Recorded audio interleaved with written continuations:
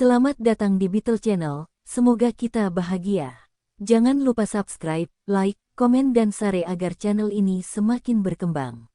Terima kasih. Novel Kekuasaan dan Kekayaan, Bab 254. 10 menit kemudian, seseorang tiba-tiba memasuki pintu kantor. Orang ini adalah ajudan terpercaya Hui Guo. Apa yang salah denganmu? Pria itu dengan cepat memberikan salinan koran itu kepada Hui Guo. Ini adalah surat kabar provinsi. Lihat di halaman 3, koran provinsi. Hui Guo membalik kertas itu dan melihat artikel tentang kasus penculikan wanita dan anak-anak di Kabupaten Yantai. Jantungnya mulai berdetak lebih cepat. Dia tidak pernah menyangka akan dimuat di surat kabar provinsi. Ini bukan surat kabar kabupaten atau kota. Itu surat kabar provinsi, dan lebih berpengaruh. Namun kebahagiaan Hui Guo hanya berumur pendek karena beberapa kalimat berikutnya dari artikel tersebut mengejutkannya. Artikel tersebut menulis, Wakil Kepala Biro Keamanan Publik Kabupaten Dong Suebing telah menyelesaikan kasus ini dan menangkap 5 tersangka serta menyelamatkan 5 korban itu sama. Artikel ini persis sama dengan artikel di koran daerah. Satu-satunya perbedaan adalah nama Hui Guo diubah menjadi Dong Suebing. Bagaimana ini mungkin? Hui Guo tercengang. Pada saat yang sama, Kepala Departemen Publisitas Kabupaten, Direktur Qian Shen, juga membaca surat kabar provinsi yang diberikan kepadanya oleh sekretarisnya. Pada awalnya, dia tidak memikirkan apapun tentang hal itu, tetapi ketika dia membaca artikel itu, wajahnya menjadi pucat dan melemparkan kertas-kertas itu ke mejanya. Tiba-tiba, dia teringat sesuatu dan mengeluarkan koran daerah untuk membandingkan kedua artikel tersebut. Dia tercengang. Selain penanggung jawab kasusnya berbeda, pasal-pasal lainnya juga sama. Bahkan tanda bacanya sama dengan artikel kabupaten. Ini adalah salinan persis dari laporan tersebut. Apa artinya ini? Qian Shen menarik napas dalam-dalam. Dia tahu wartawan tidak bisa melakukan ini. Satu-satunya penjelasan adalah agen surat kabar provinsi, atau Departemen Publisitas Provinsi memberikan peringatan kepada Kabupaten Taiyan.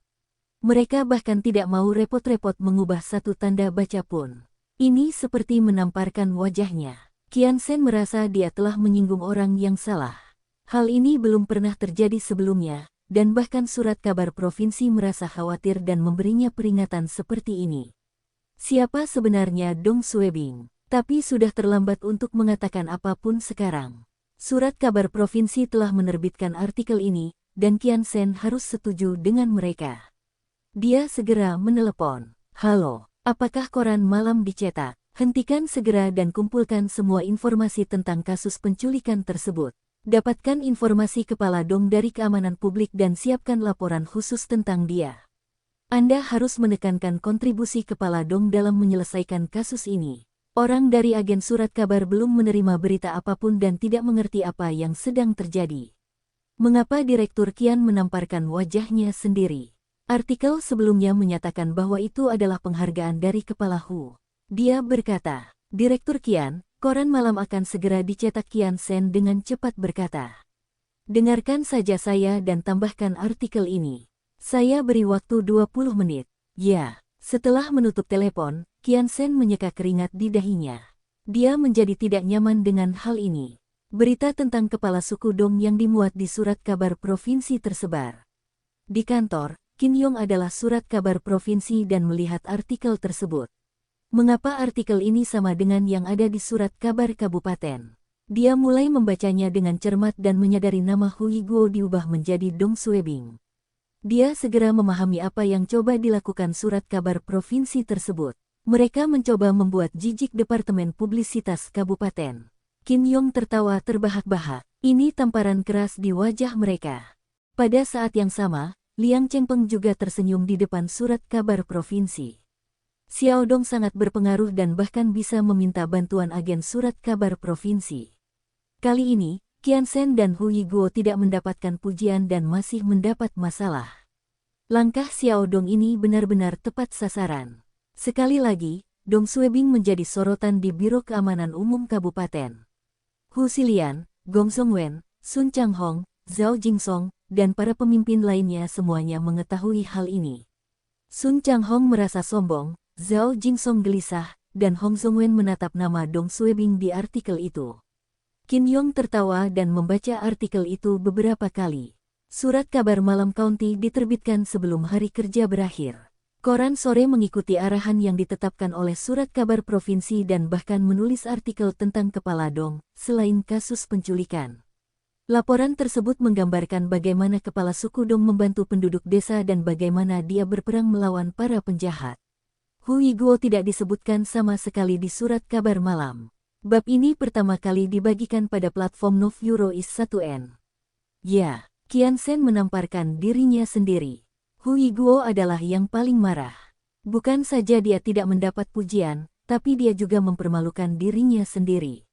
Setiap kata di artikel pagi itu seperti menamparkan wajah Hui Guo.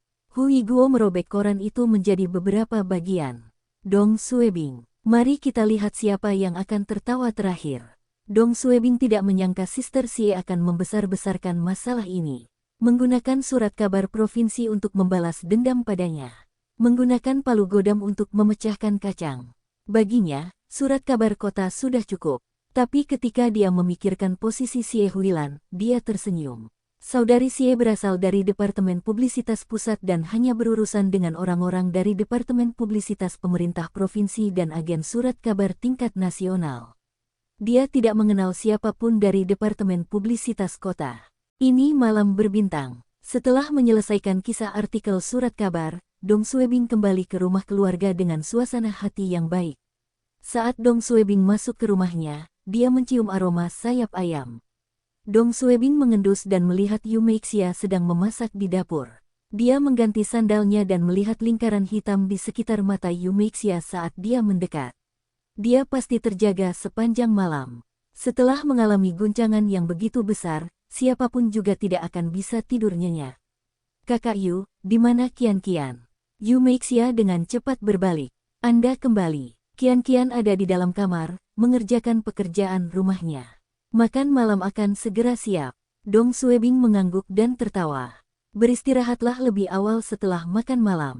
Aku akan mencuci piring. Saya baik-baik saja. Yu Meixia melambaikan tangannya. Aku tidak lelah. Ketua Dong, haruskah saya terus membuat laporan polisi tentang kasus suami saya? Berhenti untuk saat ini. Keributan 2 hari ini terlalu besar. Mari kita tunggu beberapa hari lagi. Oke. Dong Suebing tidak ingin Yu Meixia berada dalam bahaya lagi. Selain itu, dia tidak punya bukti. Dia memutuskan untuk menyelidiki dari arah lain, seperti kasino bawah tanah. Namun setelah 2 hari ini, Jin di mansion akan tetap tenang, dan Dong Suebing memilih untuk menunggu beberapa hari lagi sebelum memberikan mereka pukulan mematikan. Yu Meixia mengenakan celana jeans dan kemeja kasual lengan panjang, menutupi sebagian besar tubuhnya. Dong Suebing berpikir itu mungkin karena dia telah menyentuhnya beberapa hari yang lalu, dan dia mengambil tindakan pencegahan terhadapnya. Setelah makan malam, Yu Meixia membersihkan meja dan hendak memijat Dong Suebing. Ini adalah rutinitasnya selama beberapa hari terakhir. Dong Suebing menggelengkan kepalanya. Sudahlah, saya tahu Anda tidak bisa tidur nyenyak tadi malam. Pergi dan istirahatlah. Yu Meixia menggigit bibir bawahnya dan berkata, biarkan aku memijatmu sebelum aku tidur. Yu Qian tiba-tiba keluar dari kamar dan tersipu. Bu, kamu pergi dan istirahat dulu. Aku akan memijat kakak. Dong Suebing tertawa. Qian sangat patuh. Kakak Yu, jangan biarkan putrimu mengkhawatirkanmu. Pergi saja dan istirahatlah. Yu Meixia membantu Dong Suebing mengisi cangkir tehnya sebelum kembali ke kamarnya. Dia menutupi dirinya dengan selimut, tapi tidak bisa tidur. Saat dia menutup matanya, dia melihat adegan dia diculik. Di luar kamar tidur, Yu Qian berdiri di belakang sofa dan memijat kepala Dong Suebing. Dong Suebing menurunkan volume TV. Hei, kenapa matamu merah?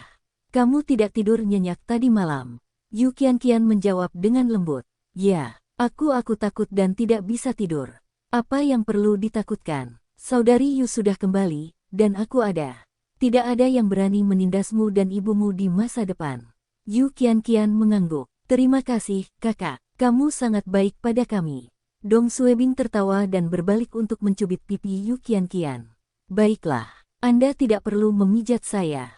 Masuk dan temani ibumu. Setelah Yu Qian pergi, Dong Suebing melihat jam. Dia tidak ada hubungannya dan pergi mandi sebelum tidur. Ketika dia menutup matanya, dia melihat sosok cantik Yu Meixia dan Yu Qianqian. Dia dengan cepat menggelengkan kepalanya untuk menghilangkan gambaran ini dari pikirannya dan tidur. 1 jam 2 jam Dong Suebing tertidur selama beberapa jam ketika dia mendengar seorang wanita berteriak. Dong Suebing membuka matanya dan bergegas ke kamar Yu Meixia. Yu Qianqian menangis dan memeluk ibunya, dan Yu Meixia terengah-engah dan berkeringat. Air mata mengalir di pipinya, dan dia sepertinya mengalami mimpi buruk. Dong Suebing bertanya dengan cemas. Apa yang salah? Kamu tidak apa-apa. Yu Meixia menggigit bibir bawahnya dan menggelengkan kepalanya.